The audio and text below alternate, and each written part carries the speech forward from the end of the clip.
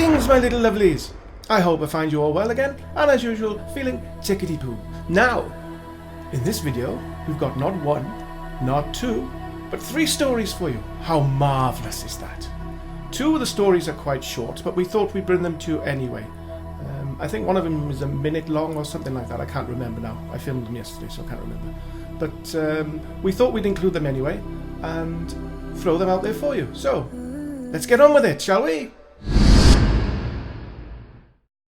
There are lots of creepy things lurking in rivers, but according to one Australian woman, there are also ghosts in the river. While Kim Davidson was swimming in Murphy's Hold in Queensland, a photo was snapped of her, Kim's pal Jessie Lou, and their 3 children. When they looked back at the photograph, they realised that there was another child with them. One who hadn't been splashing with them was also captured. After consulting paranormal experts who studied the photo, Kim believes the mystery girl is Doreen O'Sullivan, a girl who drowned in that very spot in 1913. Kim posted the picture onto a Facebook group called Toowoomba Ghost Chasers. At the time of taking this photo, there was nothing between us, Kim insists. I'm holding the little girl, and that white head next to me with horns is not human. I can promise you that, she told a leading British newspaper. Its fingers are on my shoulder and on my daughter's arm. They are long, skeletal-type fingers. Kim also claims that as they swam that day, strange happenings occurred. My daughter had her leg grabbed 2 times by something in the water, she says. When I went back in for one last dip to cool off, I felt something behind me as I was walking out of the water, but I tried to ignore it. Of course, not everyone on the Toowoomba Ghost Chasers page is as convinced as Kim. The eyes see what they want to see, in my opinion, wrote Max Mira. But the Toowoomba page administrator sided with Kim. They believed the photo was genuine.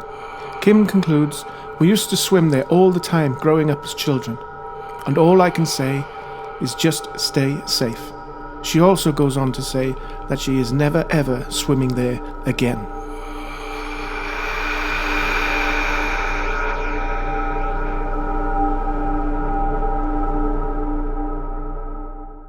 In 1952, Colorado businessman and amateur hypnotist Maury Bernstein put housewife Virginia Tighe into a trance that sparked off startling revelations about Tighe's alleged past life as a 19th century Irish woman and her rebirth in the United States 59 years later.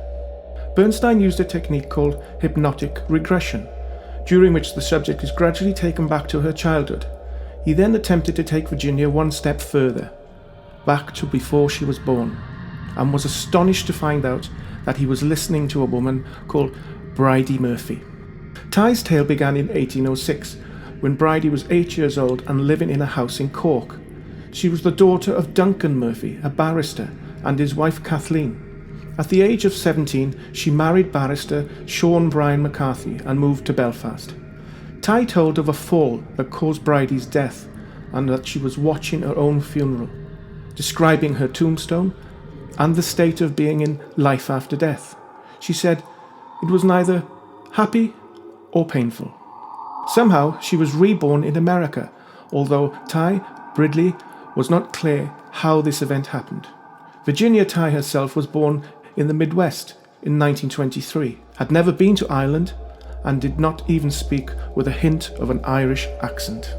The facts related by Bridey were not fully checked before the publication of a book by Bernstein titled The Search for Bridey Murphy.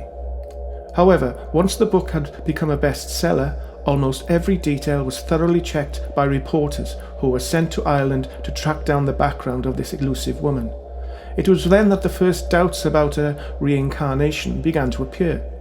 Bridey said she was born on December the 20th, 1798 in Cork, and that she had died in 1864, but there was no record of either event. Neither was any record of a wooden house called The Meadows in which she said she lived, just of a place of that name at the brink of Cork. Indeed, most houses in Ireland were made of brick or stone. She pronounced her husband's name as Cian, but Sean is pronounced Sean in Ireland. Brian, which is what Bridey preferred to call her husband, was also the middle name of the man to whom Virginia Tighe was married. Some of the details did tally though. For instance, her description of the Antrim coastline were very accurate. So too was her account of the journey from Belfast to Cork. She claimed that she went to St. Teresa's Church. There was indeed one where she said it was, but it was not built until 1911. The young Bridey shopped for provisions with a grocer named Farr. It was discovered that such a grocer had existed. So, reincarnation? Yes or no? Let us know what you think. Now, if you thought planning your wedding was stressful, imagine being this couple who found out while photographer Neil Sandbach was innocently snapping pictures that their venue in Hertfordshire, England was haunted. Sandbach proved how spooky the farm really is when he took this chilling pic of what appears to be a young boy ghost dressed in white clothes. What do you think, guys? Think the picture's real? Or do you think it's fake? Let us know.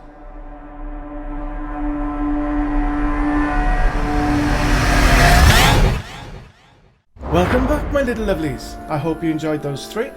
Like I said at the start of the video, two of them were very short, but I felt that I'd throw them out there for you and let us know what you think of them.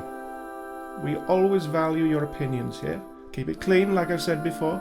Right, that's all from Weird World for this episode. So until next time, my little lovelies, ta-ta! Stay safe, my little lovelies. Ta-ta!